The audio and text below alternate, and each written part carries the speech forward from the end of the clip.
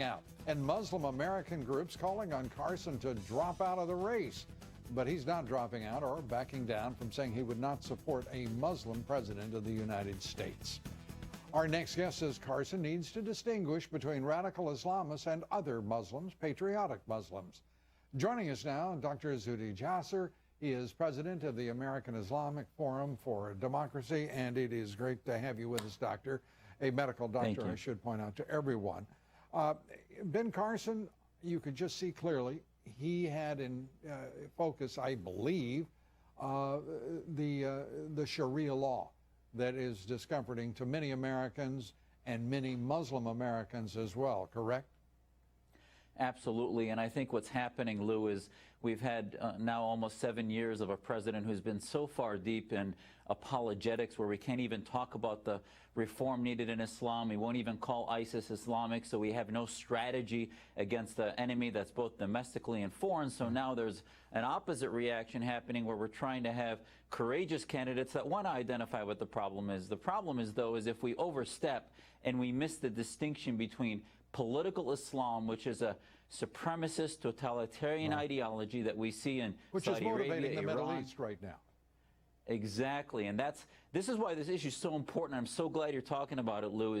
This is not just about whether we can tolerate a Muslim president. Should Islamists have security clearances? Should they be in Homeland Security, in government, anywhere? Should we be guiding our foreign policy to help nonviolent Islamists? And the answer to all of those is no. But Muslims who are leading the charge, no different than Dr. Benjamin Rush led a charge with Thomas Paine to write about the evils of theocracy, but that we, as American founding fathers, were founding a society based in liberty against theocracy. We're moving. Muslims can do the same thing. Yeah, can, but in large measure have not.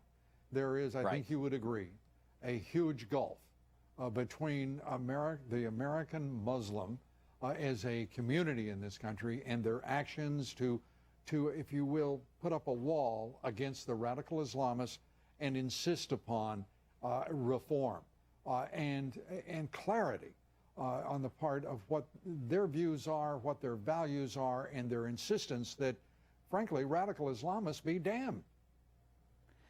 And this is the problem, is that unfortunately the groups that we've been engaging in fighting radical Islamists are basically moderate Islamists that are nonviolent. It's sort of like dealing with drug violence and bringing in the meth distributors of Saudi Arabia and Iran and domestically Muslim Brotherhood legacy groups to help us with the drug that they're feeding into our population. So we have a leadership problem, but the majority of Muslims are like my family and so many political refugees who sought to come to America because it's a beacon of freedom, and we're seeking to reform. We understand the responsibility we have, and America needs... I'm sorry, I think most people do. I did neglect to say one thing, and I want to point it out right now as you're talking. Dr. Jasser served the United States Navy for, was it 11 years as a medical officer? Yes, I believe sir. 11 years as a medical officer.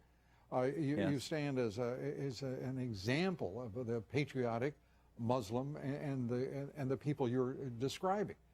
The other thing is Donald Trump not getting engaged with some person in the audience. By the way, no one, a lot of reporters are looking for him, knows who the questioner was in his town hall meeting in New Hampshire, asked a question about Muslims being a problem in the country, and he dismissed it.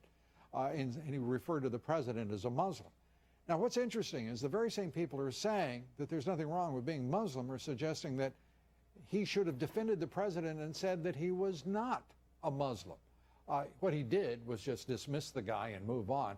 And by the way, anyone who's ever talked to people in which, by the way, no one's given Trump credit for being in an unvetted crowd of folks asking questions. You know, we have to give him some credit for that.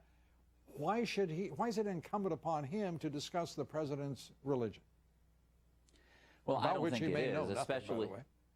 Right. I don't think it is for him to defend the president. I thought what I was missing, though, from his comments were the individual also said we should just sort of ship out Muslims. Now, he said later he thought he was talking about training camps. But if there's anything we vet our candidates on, Lou, it's their precision in speech and responses. And this brings us back to speech, partner. We're by that.